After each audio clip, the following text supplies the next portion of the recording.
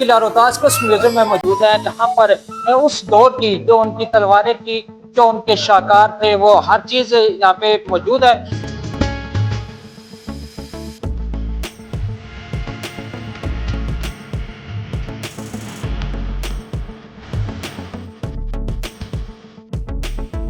Dummies of Sher Shah Suri, ये जो king है जिसने ये किला बनाया है, ये उसका मुजस्मा है। इसकी एक्चुअल हाइट थी 7 फुट 2 इंच।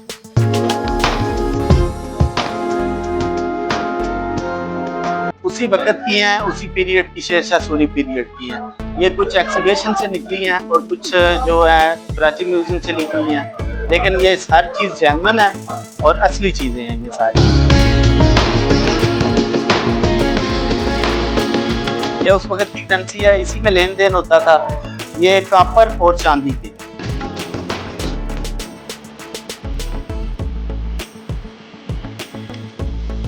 नाजरीन, इस वक्त मैं मौजूद हूँ किला रोहतास में। ये बरसगीर का सबसे बड़ा दियोकामत किला है और 5 सदी पुराना ये किला है, जहाँ पर शेरशाह सूरी ने आकर इसकी तामीर करवाई और वहाँ यहाँ पर ही कई अरसा अपने जंगजू रखे। ये किला जिस बादशाह ने बनाया उसने कई जंगें इसमें फतवाहत हासिल की।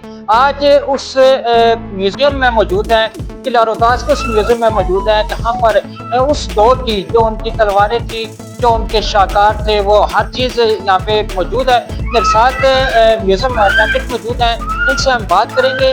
ये किला 500 सदियाँ पुराना था और आज भी अपनी कई जगह से असल हालत में मौजूद है, कई जगह से जंग के दौरान तबाह भी हुआ था। आज इस म्यूजियम में मौजूद है।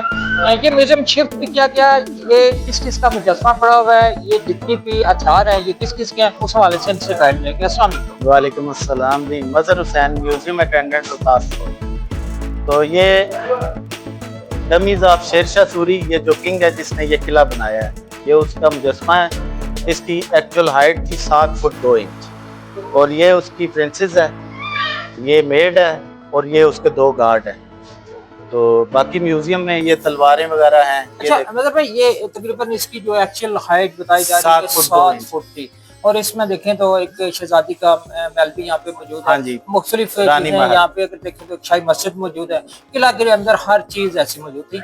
आज इस दौर में कैसा फील करते हैं, वो कैसे शख्स थे, वो कैसे जंगजू थे, इतने इतने कागावर थे और आज भी उनकी जो डमियाँ यहाँ पे मौजूद है और आज उनके हथियार देखें तो बड़ा अजीबोगरीब लगता है। और अवाम यहाँ पे आके कैसा फील करती है? अवाम तो बहुत खुश होती है यहाँ पे। आज देखें ईद का दिन है और बेशुमार रश है। तो उस वक्त के लोग बड़े जंगजू थे और ये अफगानी थे और पठान फैमिली सी, सूरी फैमिली सी इनकी। तो ये बड़े लंबे चौड़े इंसान थे। जिस तरह ये डमी बनी हुई है ना, एक्चुअली ये इसी तरह की। तो ये सीढ़ियाँ आप चढ़ेंगे तो पता चलेगा कि उन लोगों के लिए सीढ़ियाँ कैसी थी और आज के लोगों के लिए सीढ़ियाँ कैसी हैं। हम तो 4 स्टेप चढ़ते हैं और थक जाएंगे, ये बड़े बड़े स्टेप वाली सीढ़ियाँ हैं।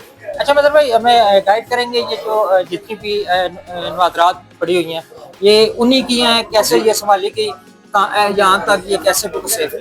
ये सर उसी वक्त की हैं, उसी पीरियड की, शेरशाह सूरी पीरियड की हैं।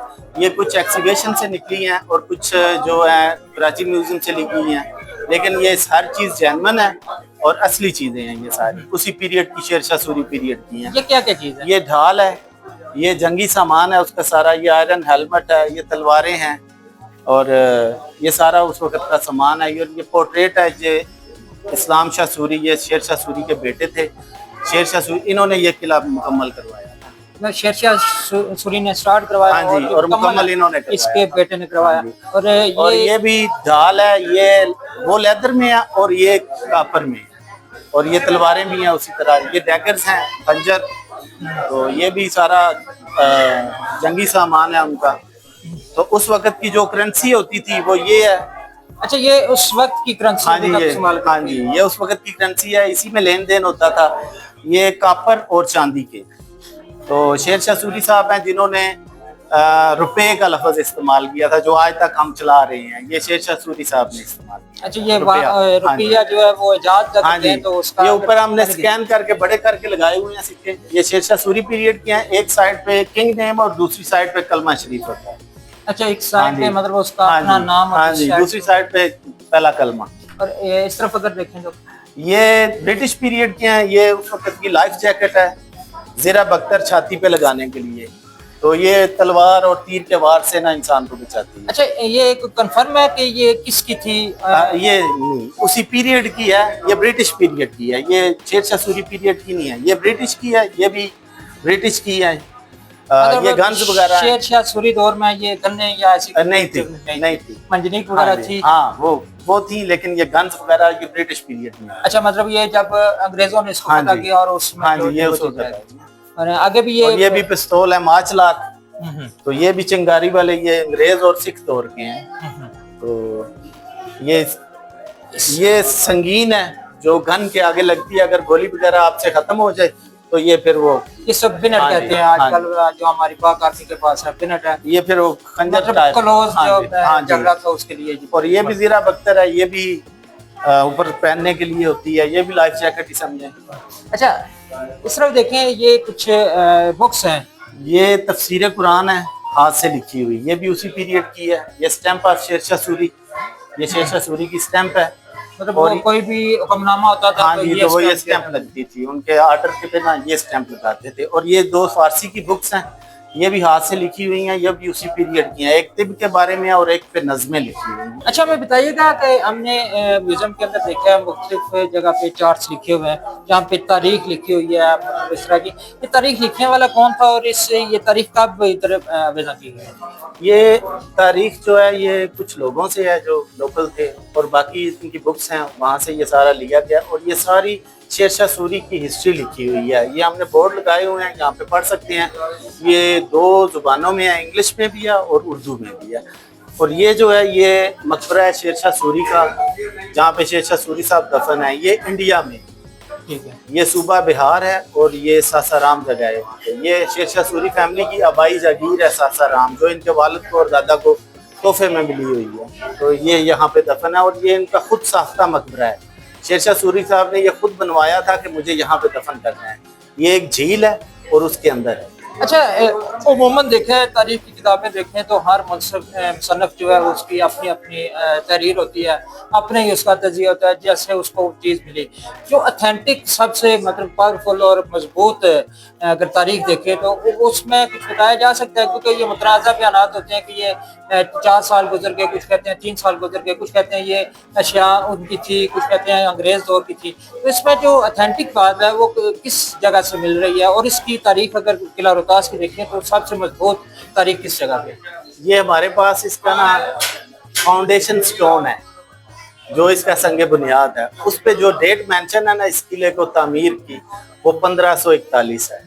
उस वजह से हमें पूरा यकीन है कि जो इस पे डेट लिखी हुई है पत्थर पे, वो 100%। सर, 1541 अगर देखें वो कंफर्म डेट होगी कि इसकी जो फाउंडेशन थी, जो तामीर किया गया, जो फर्स्ट डे था, वो कंफर्म हो गया कि ये है।